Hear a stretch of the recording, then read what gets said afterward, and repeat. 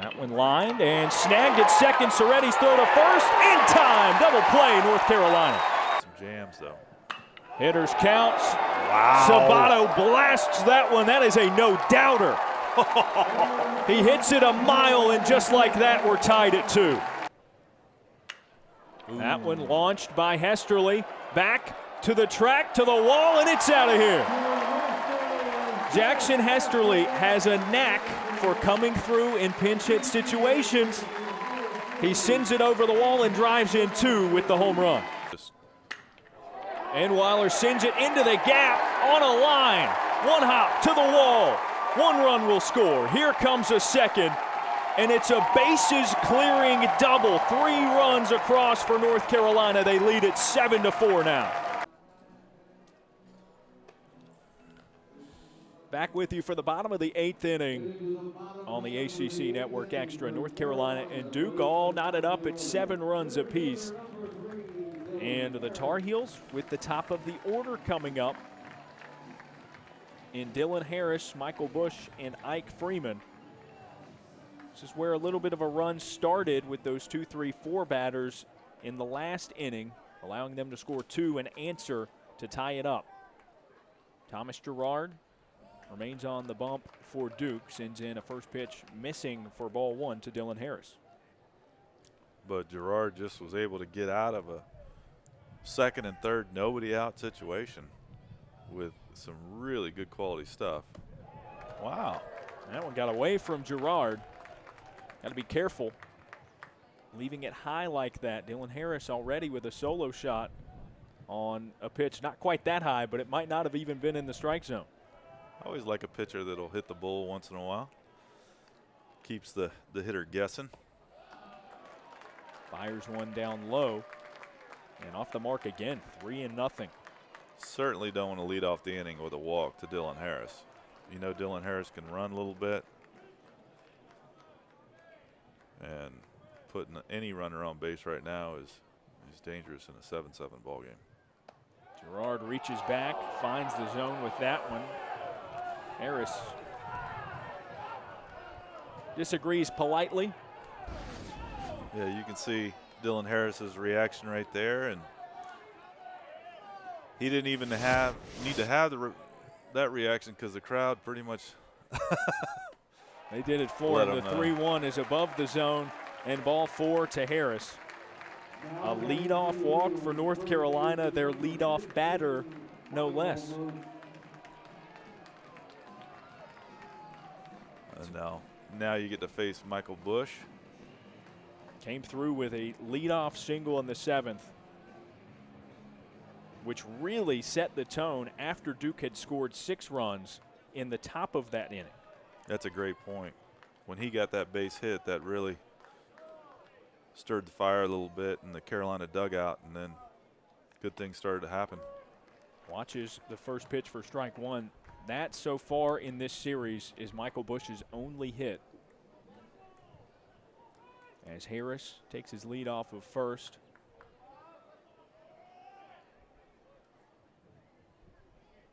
Gerard with a throw over. Harris, you mentioned it, a speedy base runner. 4 for 4 stolen base attempts this season. And just the threat of him over there, you know, it's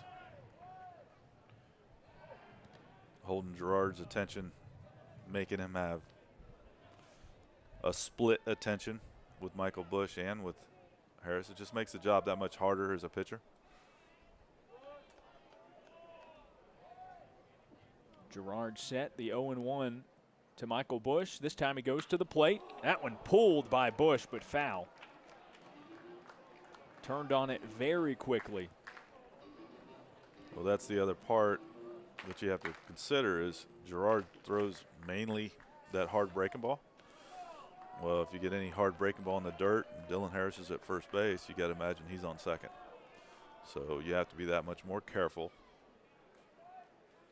to try to hold him there. Gerard with an 0-2 count on Bush, who calls timeout. And a quick step out of the box. Gerard doing a nice job to try to Keep Harris close. Runner takes off, pitches outside. Rothenberg's throw on a dime. And Harris is caught stealing for out number 1. That was a perfect call by Coach Pollard on a pitch out. And takes Dylan Harris right off the base path. Nowhere to go, as it was dead on from the hand of Rothenberg. And you saw Gerard's reaction. 1 ball, 2 strikes now, the count to Michael Bush.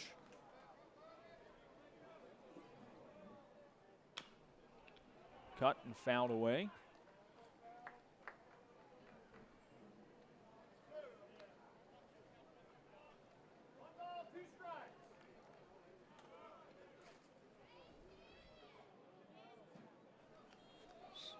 So now a retained count of 1-2 for Michael Bush.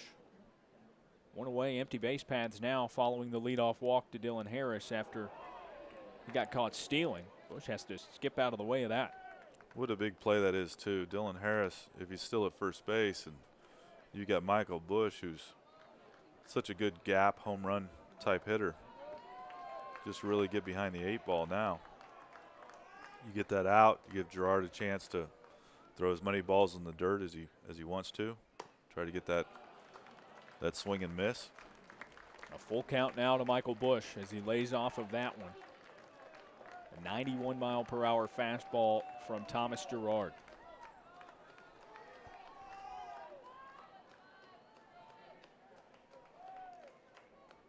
The 3-2. That one throttled out to deep right field. Back. It is out of here. Michael Bush propels North Carolina to an 8-7 lead in the 8th. What a huge hit from Michael Bush right there. He gets his pitch and he let him know it. That one, I believe, right off the facade over there. That got over the net. That was a bomb. An absolute moonshot for Michael Bush. Gets a hanging breaking ball and just torches it. He's gotten so many breaking balls in that at bat, and he was ready for it. And then he knows all about it, and he's pretty excited. UNC's ready to rock and roll now. Looked as if he nearly tripped over the bag. He was so excited to take the lead for the Tar Heels. His 6th homer of the season. That leads the team for UNC. Huge home run right there, and you have to. And Ike Freeman hit by a pitch again. That one caught him in the helmet, and you saw a chip off of the helmet. And here we go. And some jawing between he and Thomas Gerard now. And Freeman has to be held back. An ugly situation as the first pitch to Freeman following Michael Bush's home run to take the lead. Plunks him in the ear hole. And the real problem here is it's a breaking ball. Gerard throws lots of breaking balls, and the breaking ball ends up hitting Ike in the head. You can see this, but it just hits him in the back of the head. You see the helmet come apart. And we've got Coach Forbes lit up. That's Coach Jason Steen, the hitting coach for Duke. Late to get back to the dugout as well. The crowd, of course, not happy about it. Any part of the situation. Really tough situation right here. You know, Duke-UNC rivalry is, you're seeing it in full face right here. And it's just the timing. You give up the big home run to Michael Bush, and then you hit Ike Freeman in the head. And you know that he didn't mean to do it because it's a breaking ball. But the timing of it all is a suspect issue. So Ike needs a new helmet. He gets that while simultaneously being checked on quickly by the trainers. And he seems to be okay. As you mentioned, the nature of that pitch, even though it didn't catch the way Girard would have liked for it to as a breaking ball, it still has enough of a rotation and the right type of rotation to where I don't think it really was a dangerous spot for Freeman. It just kind of skipped off the back of the helmet.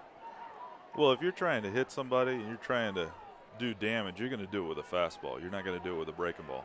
And Girard right there is trying to really snap off a good breaking ball after giving up the home run to Michael Busch where he hung a breaking ball.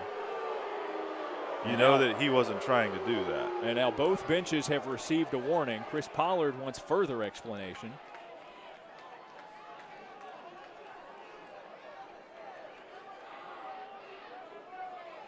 Meanwhile, all the players are ready to resume.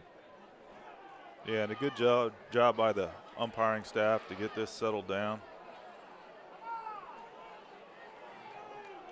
And you can see Ike Freeman, I think, as it's natural, if you get hit in the head, you're going to be pretty upset, regardless if it's a curveball or a fastball. Especially in the seconds following.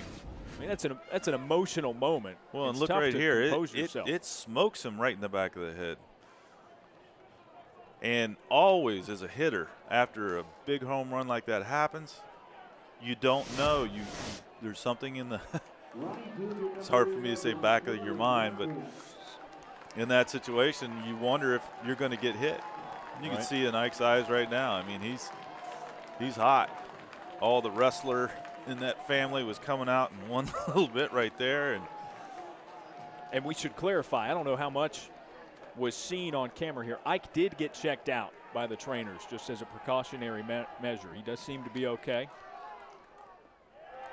First pitch to Caleb Roberts is in the dirt. 1-0 the count. And these situations as a pitcher can be really tough to hold your composure, keep throwing strikes. You just gave up the big home run, and then you come back and you hang a breaking ball, and you hit UNC star shortstop, and it's a tough moment. It's the second time he's been hit by a pitch today, the third time in the past 2 days in this series. Roberts, meanwhile, 1 for 4, reached on that bunt via fielder's choice his last time up. Girard the pitch, up and away.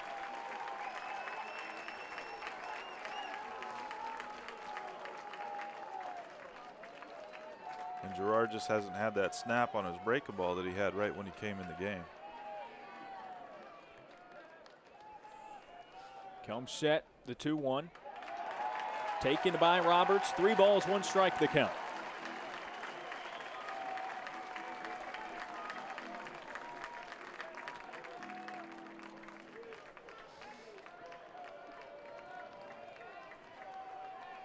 And a pretty good chance for Caleb to do something serious right here, because Girard has not seemed to have his composure or control since that hit batsman.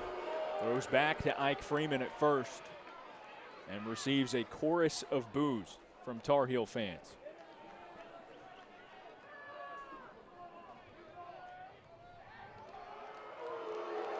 Another toss over.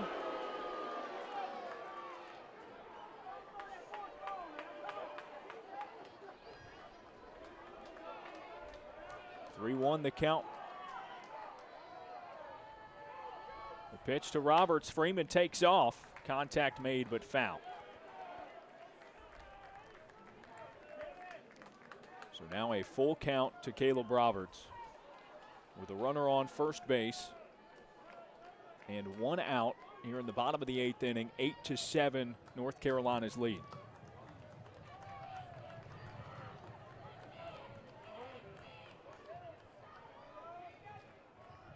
Freeman goes again, slap to the right side, diving stop by Nichols, and the throw in time. Beautiful play at second by Erickson Nichols. And Nichols has made a couple great plays today, and then I think he's sitting 3 for 4 right now too. He's been a huge part of this game for Duke. Look at that. Full reach, good throw. From his posterior. Yeah. Didn't even make it look that hard the way point about it. He's a good, solid player for Duke. It does move the runner into scoring position for North Carolina with 2 away. Danny Soretti, the batter. He drove in a run on a double his last time up. He's 1 for 4.